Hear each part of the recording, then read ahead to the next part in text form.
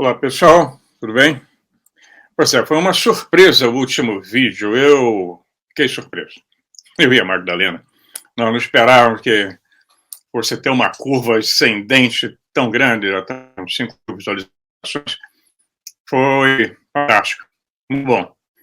Isso significa que o tema interessa, que o tema é bom e as pessoas estão muito interessadas. Eu recebi várias perguntas, eu tinha comentado com vocês que ia responder algumas perguntas na medida do possível.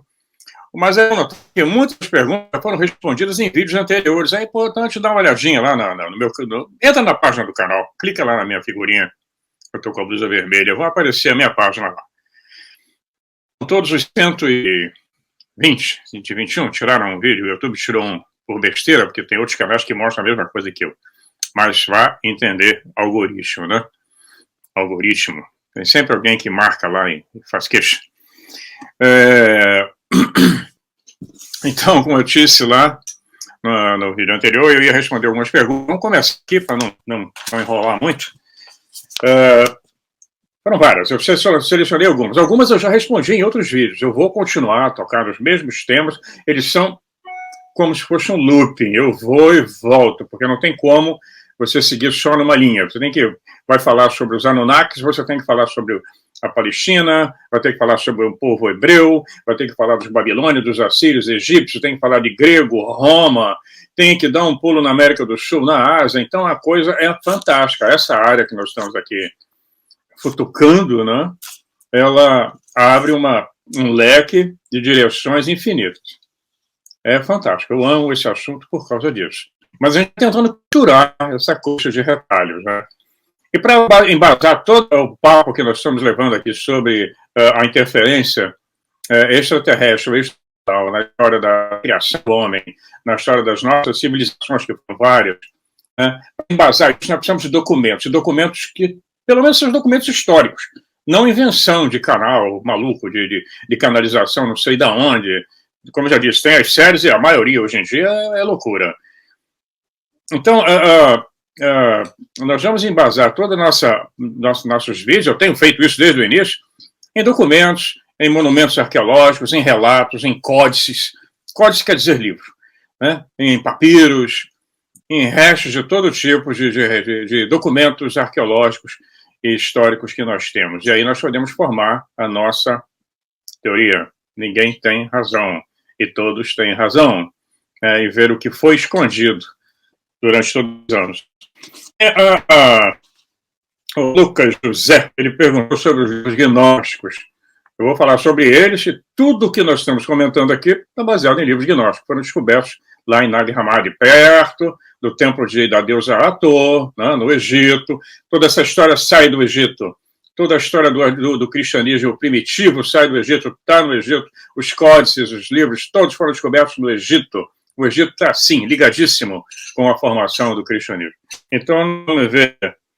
Outra Maravilhas e Mistérios perguntou sobre Buda. Nós vamos falar sobre Buda no decorrer dos vídeos. Nós vamos chegar lá, de como surgiu o budismo, não é? De como ele se formou e qual é a filosofia budista. Mas deixa a gente chegar, vamos começar. Nós estamos ainda na Palestina, nós estamos ainda lá na Babilônia, na Suméria. Vamos chegar lá em Buda, já. Os cátaros. Os cátaros também, é a mesma história. Eu já falei lá anteriormente, quando eu falei de Magdalena, eu falei sobre os cátaros no sul da França, mas ainda está muito lá na frente. Deixa eu começar aqui do Oriente Médio até chegar na Europa. Vamos passar pela Grécia, né, pelo Egito, Grécia, Roma, a chegar na Idade Média. E a não falar sobre os cátaros, que já é a Idade Média. Tá bom?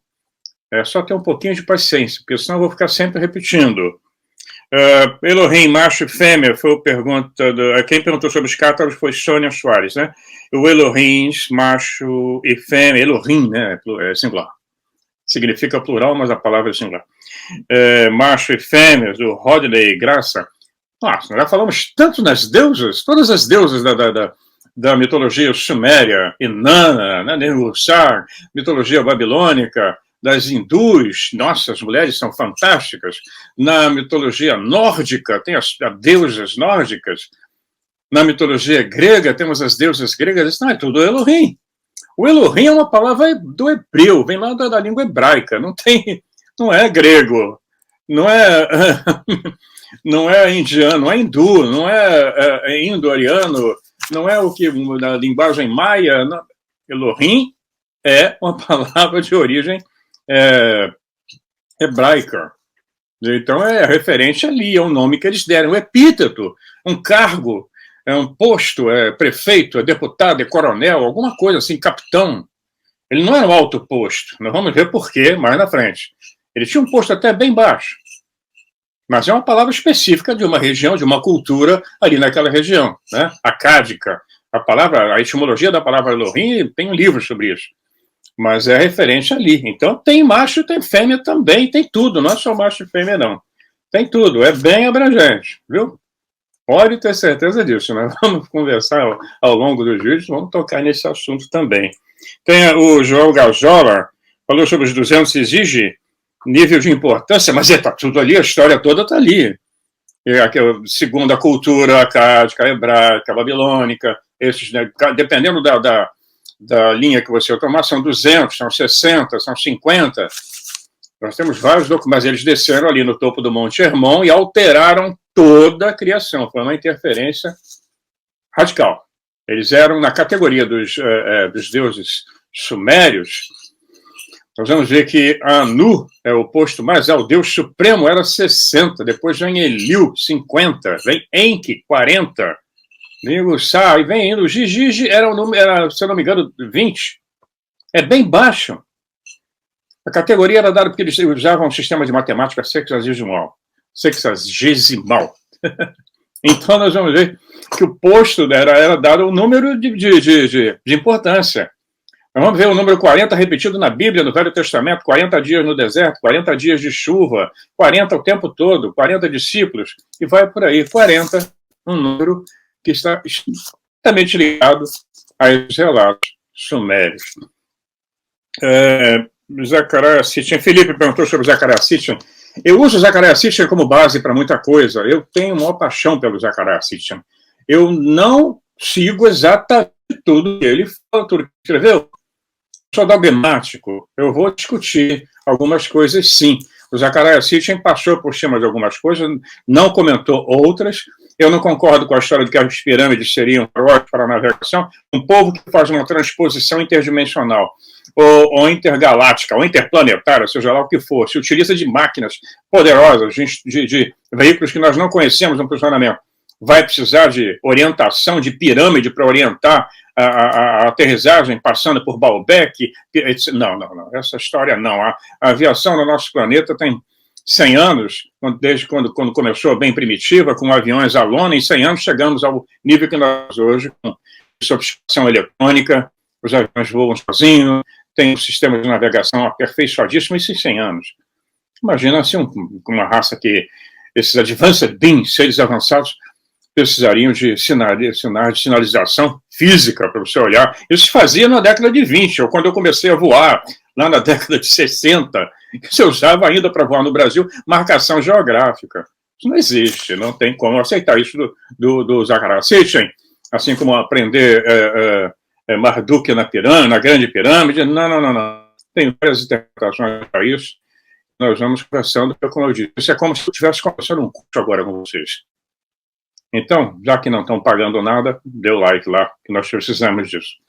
Porque o algoritmo lê e vai impulsionando o vídeo. O canal é mais sustentável com isso. Então, eu sou a fã do Zacarias Sitchin, e quem me introduziu a ter um canal no YouTube foi a Vantage, que é uma pesquisadora no Brasil, a melhor que tem, sobre a história dos Anunnakis. É uma fiel seguidora do Zacarias Sitchin. Nós discordamos nesses pontos, mas somos bons amigos. Ela é minha grande madrinha. Foi ela que me estimulou a abrir um canal. Então, aí a resposta. Zacarias Sitchin, eu sigo esse livro aqui, que é um manual, é um manual para você entender todo o trabalho dele. Earth Chronicles Handbook, Zacarias Sitchin. Tem como fosse um grande dicionário. Mas exatamente como eu falei, nem como vocês têm que acreditar em tudo que eu falo, nem nos livros que eu indico. Sempre discutir, sempre questionar. Então, lá, Cristiano, lista dos autores, eu vou colocar no final. Não posso colocar todos, já disse, são muitos, eu tenho uma biblioteca muito grande. Mas eu sempre coloquei no vídeo 120, 119, os livros que eu estava usando. Só dá uma olhada lá, dá uma recuada, eu sempre ponho no final. Eu vou colocar de uma forma mais nítida, às vezes eu falo o nome em inglês, não tem tradução em português, as pessoas não entendem, isso é normal. Então eu vou dar uma olhada nessa parte. Tem a Maria Ferrari, falou sobre Zacarias também, está respondido aí. Marcelo Brito, os Elohim se alimentavam de almas, somos combustíveis para eles? Desculpa. Em vídeos anteriores já comentei sobre isso. Nós temos várias dimensões, várias categorias, vários tipos de advanced beings. O que é considerado por nós bonzinho, malzinho, e de como é importante entender que tem um grupo deles que realmente se alimenta da energia negativa, da energia dos sacrifícios humanos. Quantas tribos, a gente fala pelo mundo inteiro, que faziam mais sacrifícios humanos, desde a China, inclusive os sumérios. O próprio Yahvé pedia sacrifício. Quantos deuses maias, astecas, então, faziam a festa? Os incas, nossa, é isso, todos os povos. Então alguém está lucrando, alguém está se alimentando disso. De uma forma ou de outra, está usando essa energia. Censura na plataforma. Não, já falei sobre a censura, nós estamos sob forte censura. Felizmente o canal está cheio de palhozinha verde em todos os vídeos. Nós estamos sem problema. Eu produzo as minhas próprias imagens, são imagens que eu tiro de fotografias de museus que eu frequentei, que eu passei, então as imagens não têm problema de copyright. E o assunto também não está sob censura, nós podemos falar à vontade, desde que não estimule determinados assuntos que eles colocaram bem claramente lá nos e-mails que eles me mandam, não sabemos até quando. Livro de Monte Cinza perguntou sobre Cristo, nós estamos falando sobre ele, Jesus Cristo. A sequência desse vídeo vai ser mais ou menos uns 4 vídeos apenas sobre Jesus Cristo, o histórico. Não que a Igreja Católica empurrou a goela abaixo, mas aquele que nós temos documentos mais antigos, bem mais antigos do que os evangelhos que eles chamam de evangelhos canônicos. E é um Cristo muito maravilhoso. Humberto Rocha, sobre o livro de Urântia. O livro de Urântia é de 1954, se eu não me engano.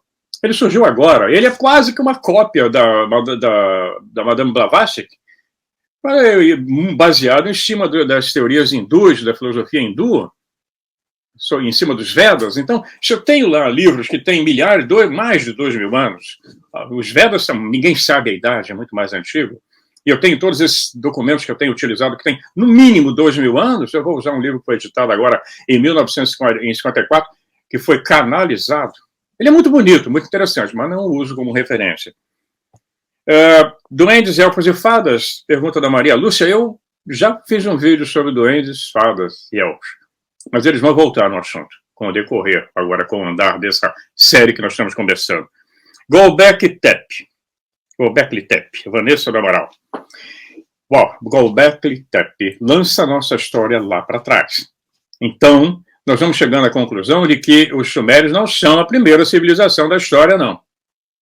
Podem ter acontecido várias histórias paralelas acontecendo no nosso planeta. E estamos vendo que a coisa recua cada vez mais. Igual o Gobekli Tepe é impressionante. Vamos falar sobre ele sim, estamos caminhando por aí. Wellington,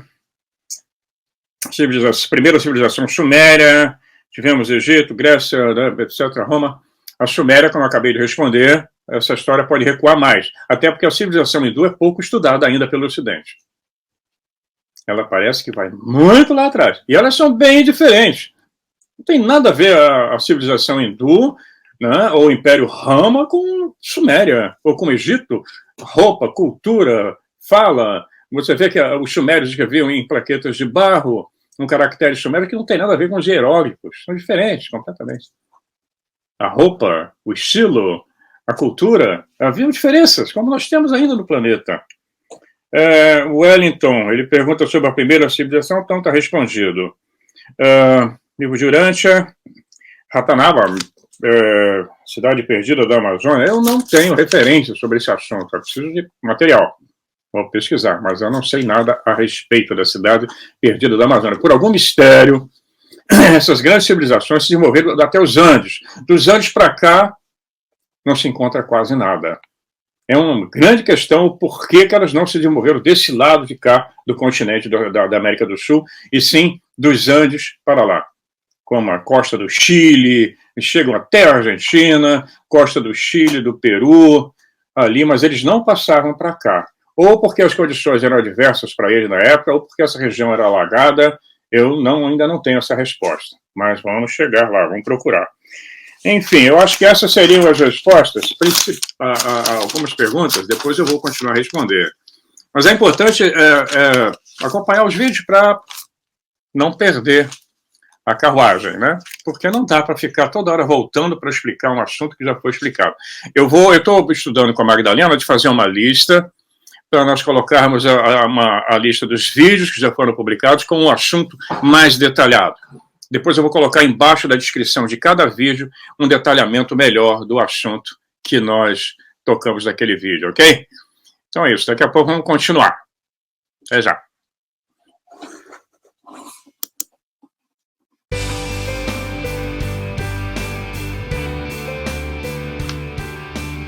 Pois é, uma vez no tempo, há muito tempo atrás, os deuses dividiram a terra entre eles, e não sem brigas, evidente, pois seria errado pensar que os deuses soubessem o que era bom para eles.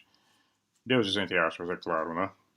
Ou que, sabendo disso, eles tornariam e anexariam as terras e os pertences dos outros deuses. Cada um recebeu de bom grado sua justa locação e marcaram seus territórios, e tendo terminado isso, eles começaram a olhar por nós, suas criaturas, crianças, como os pastores tomam conta de suas ovelhas ou do seu rebanho. A parte mais sensível é como se fosse um timoneiro controlando um barco. Hã? Pois é, eles controlavam o leme, sempre fazendo que o barco fosse para onde eles quisessem, para dirigir a mente como bem entendessem. E assim, várias regiões lhe foram atribuídas. Porém, pois bem, acho que tudo o que nós vamos conversar daqui para frente tem que ser baseado em documentos. Os documentos que nós temos. Vamos basear toda essa pesquisa em documentos reais, que podem ser consultados por qualquer um. E o deles, o mais importante para falar sobre gnosticismo, como era o cristianismo primitivo, né? Não existia cristianismo, o nome que tinha era outro. Era o evangelho. Mas nós vamos falar sobre a biblioteca de Nag Hammadi. Ela é uma das mais importantes descobertas que foram feitas nos últimos anos sobre essa história, porque revelou toda uma história que estava debaixo do tapete, foi jogada para debaixo do tapete, que tentaram eliminar, e muita gente morreu por causa disso. Guerras e conflitos cruzados foram feitos em cima dessa turma, que são aqueles primitivos cristãos. Nag Hammadi, Biblioteca de Nag Hammadi, é uma coleção de textos gnósticos do cristianismo primitivo. Essa palavra gnóstico foi criada depois para identificar essa turma. Criaram a palavra gnóstico, significa conhecimento, sabedoria. É um período que vai da fundação, né, do ano 1, depois da morte e ressurreição de Jesus Cristo, até o primeiro concílio de Nicéia em 325. Essa biblioteca foi descoberta na região do Alto Egito, perto da cidade de Nag Hammadi, em 1945, assim que terminou a Guerra Mundial, a Segunda Guerra. Foi descoberta por um camponês local chamado Mohammed Al-Saman. Ele encontrou uma jarra selada, enterrada, que continha 13 códices de papiro embrulhados em couro. Códice é livro, como eu já falei anteriormente. Os códices continham 52 textos, a sua maioria gnóstico. Essa palavra já usar o tempo todo em qualquer descrição, porque eles diferenciam o gnosticismo do cristianismo. Então é impressionante, o tempo todo eles vão dizer gnóstico, mas eles são os originais. Eles estavam lá antes falando sobre o assunto, muito antes. Como eu disse, a Bíblia que vocês têm aí vai aparecer 500 anos depois de Cristo. Depois de uma grande história de 1000 confusões e edições e reedições, exatamente como está, é isso aí, séculos depois.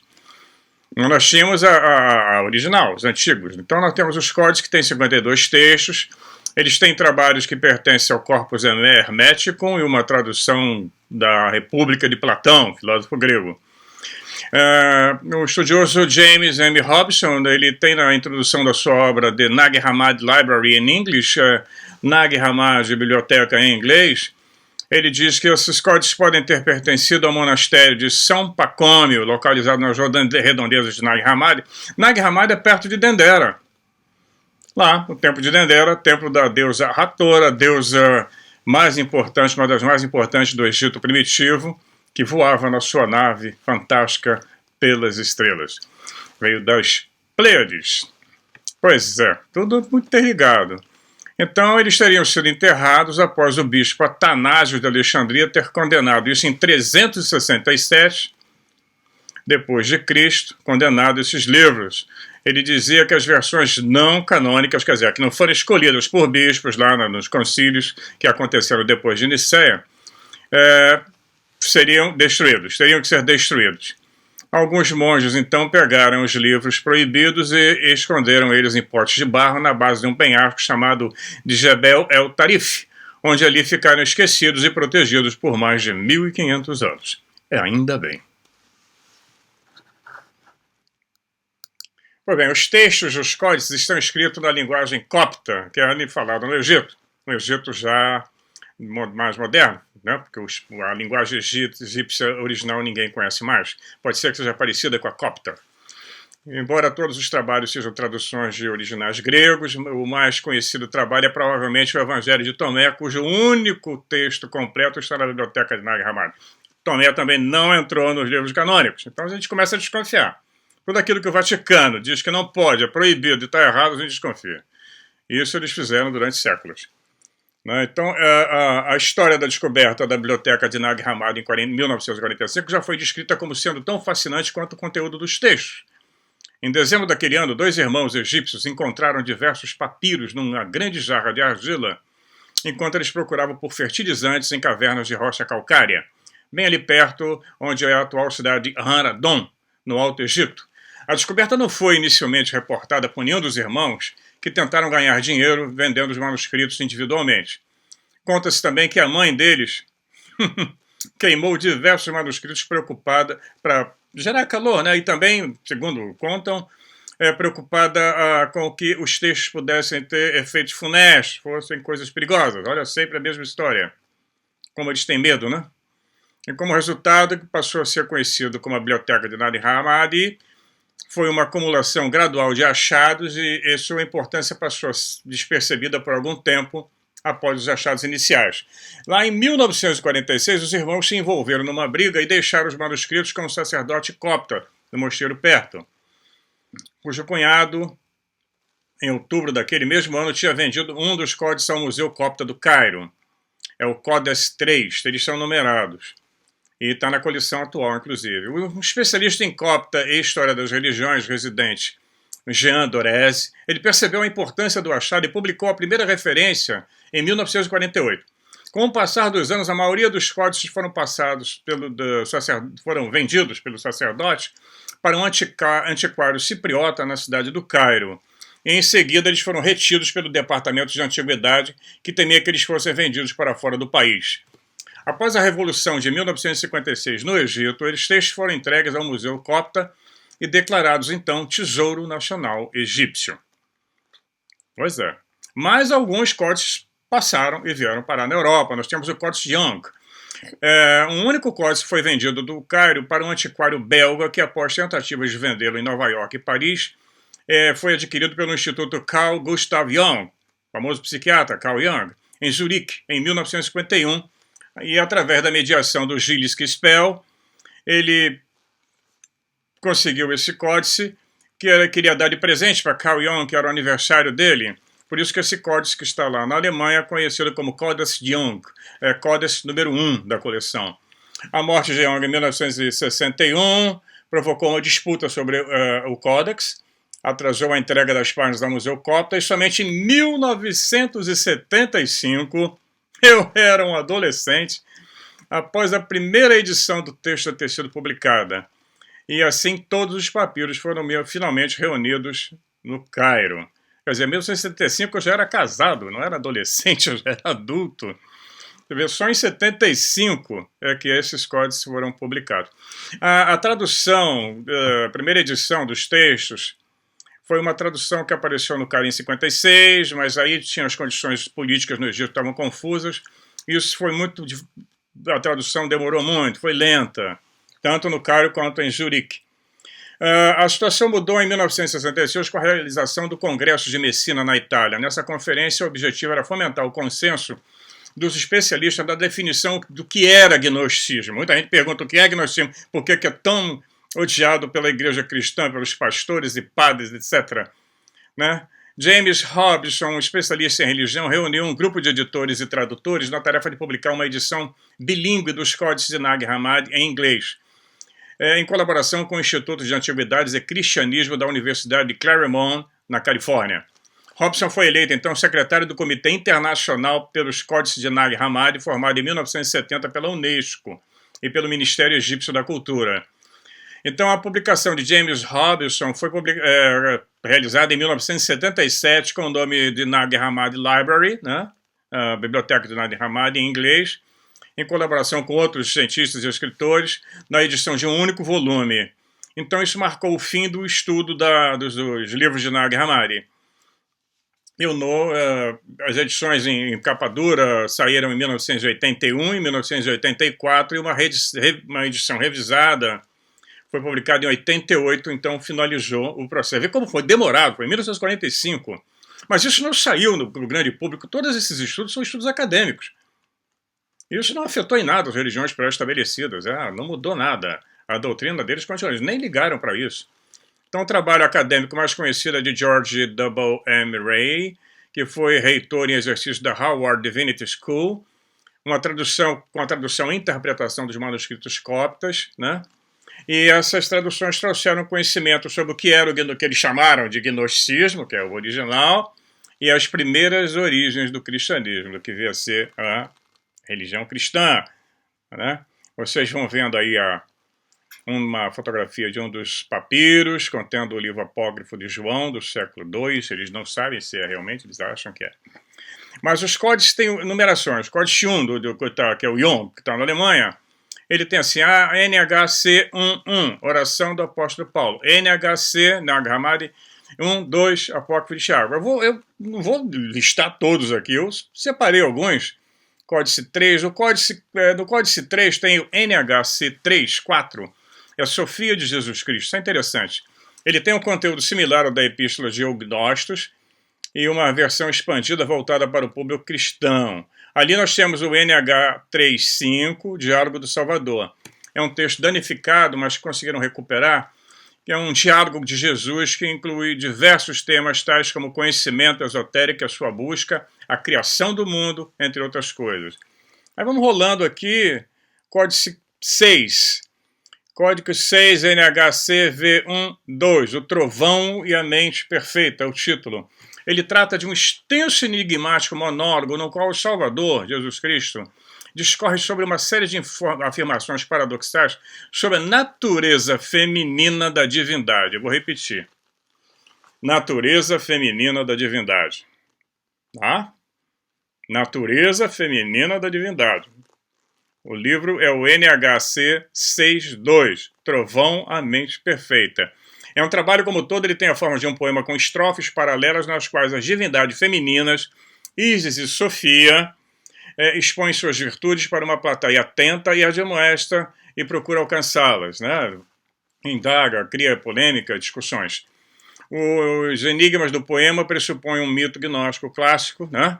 Como é encontrado no outro livro, que também foi encontrado, a hipóstase dos arcontes. Vamos falar muito sobre a hipóstase dos arcontes. É quando a Magdalena fala exatamente sobre os greys e sobre os reptilianos. Mas isso é lá na frente. Então eu vou rolando aqui vários códigos. Vou ler todos. São 70. Nossa, é muita coisa.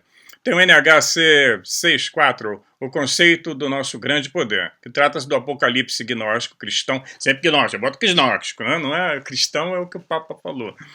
Que proclama momentos importantes na história da salvação, providenciando uma visão da criação, do dilúvio e da origem do mal. Do Salvador descendo aos infernos, até as dimensões inferiores, humilhando os arcontes e o anticristo e a consumação final. vai por aí. República de Platão, que é muito interessante ler. O discurso sobre o oitavo e o nono. É um discurso sobre os Ogdoade e Eneide, são as deusas primitivas egípcias, eram mulheres.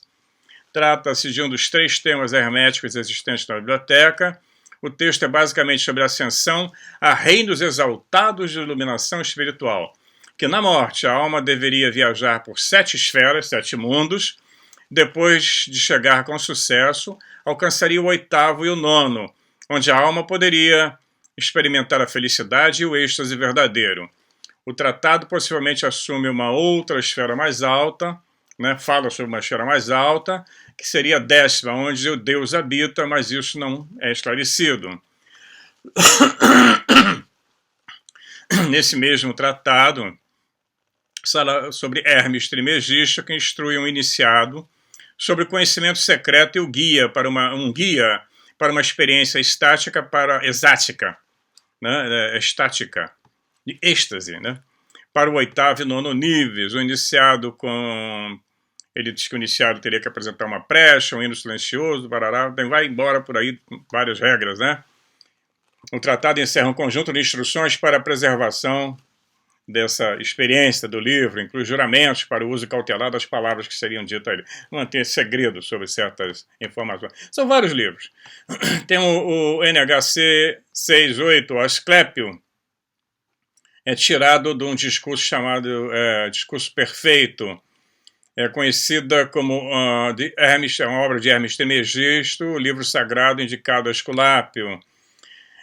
Nesse livro eles falam sobre, no capítulo 21 a 29, no Discurso Perfeito, está escrito em copta esse discurso, o sexo, mistério divino. Imagina se isso era falado no cristianismo que está aí.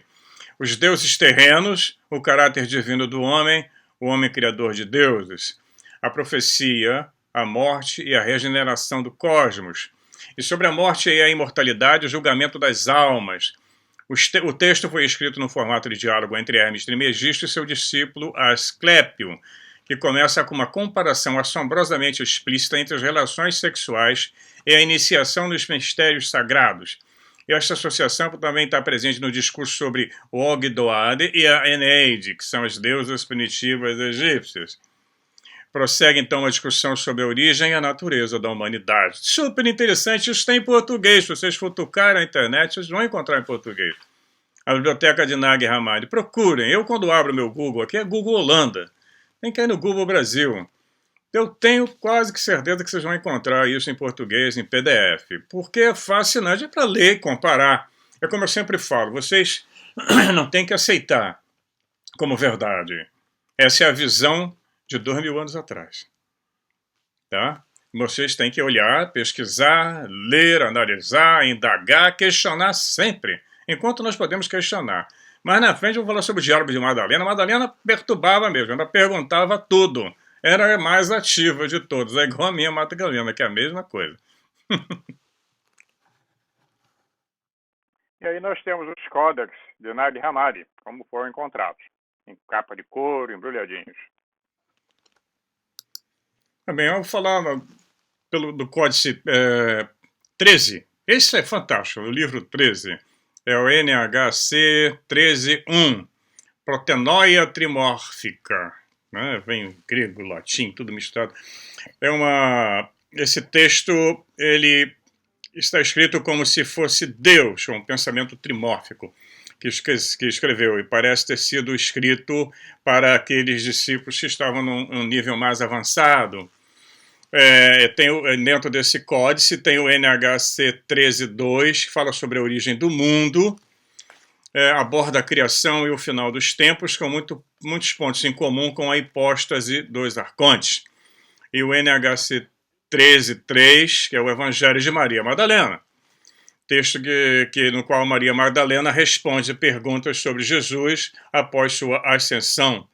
O chamado Códice 13, na verdade eles dizem que não é um códice, mas é um texto escrito em 8 folhas que foram removidos de um 13º livro, ainda lá na Antiguidade, colocado por dentro do Código 13, na capa, né?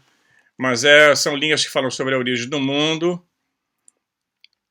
e fala sobre essa diálogo de Magdalena com o Salvador. Nós vamos falar sobre ele mais na frente. Então é super importante, eu repito, pesquisar. Não tem como saber, querer respostas, querer entender o mundo, se não pesquisar, se não for olhar a história, não só uma determinada história, pesquisar o tempo todo, duvidar e questionar. Esses códices, todos esses livros de Nag Hammadi, eles não entraram, evidente, nas igrejas tradicionais, porque dá claramente para notar que eles não falam do judaísmo. Eles não são atrelados ao judaísmo, eles são do Egito, eles foram descobertos no Egito. Eles são gnósticos. Então, como se afasta da religião judaica e como também não tem ligação com o cristianismo pós-Jesus, que foi 330 por aí, 325, 330. Ele começa a ser incorporado no Império Romano, mas de uma outra forma. O que foi incorporado no Império Romano como cristianismo é paulinismo, se baseou tudo no que o apóstolo Paulo falava, colocou, não naquilo que Jesus Cristo colocou nesses livros considerados apócrifos, né? Tanto que eles foram escondidos. É a mesma coisa você negar o original e aceitar o que vem depois. Esse cancelamento foi quase 100%, porque muita coisa foi destruída, muita coisa foi proibida, e aí, graças à divina providência, alguém enterrou esses livros nos vasos de barro, e nós podemos, por agora, ler essa história. É bom diferenciar o Nag Hammadi dos manuscritos do Mar Morto. O manuscrito do Mar Morto é sobre a seita dos essênios. Tem muitos livros que se encontram em Nag Hammadi que estão lá também, tá? Elas se confundem. Mas lá é uma seita derivada da religião judaica, os essênios, tanto que eles ficavam fora de Jerusalém, e eles também, para não serem perseguidos pelo Império Romano, enterraram seus manuscritos nas grutas de Qumran. Então nós temos o Mar Morto, Nag Hammadi, depois encontraram-se outros códices nas cidades do Egito. O Egito foi super importante no desenvolvimento do cristianismo após a morte de Cristo e a destruição de Jerusalém pelo general Tito no ano de 70 depois de Cristo, que arrasou com tudo, destruiu, aí houve a diáspora, eles se espalharam pelo mundo. E a perseguição continuava, inclusive aos desposines, que seriam os descendentes de Jesus Cristo, parentes, primo, filho, tia, todo mundo. Dançava todo mundo. Tiveram que se refugiar, fugiram para onde hoje é a Turquia. Maria de Magdalena foge para o sul da França e lá começa uma outra história, mas mais na frente. Então, devagarinho, para a gente formando a base para o entendimento de todos os vídeos que vêm aí pela frente. Por isso é importante que vocês vejam os anteriores também, tá? Assistam os anteriores para poder vir formando um segmento. Eu não vou poder toda hora voltar para responder uma pergunta que já foi respondida lá atrás. Fala sobre isso, você pode me explicar o que foi explicado lá atrás. Tem que ler, tem que assistir, tá? Aí temos a deusa Hathor, como foi a evolução da nossa civilização. E logo aí na frente a deusa Vatica. Para quem não sabe, a deusa Vatica é onde está o Vaticano, daí o nome Vaticano. O culto à deusa Vatica era feito ali naquele local. O Vaticano foi erguido em cima de um templo pagão. Daí o nome Vaticano. Pois é.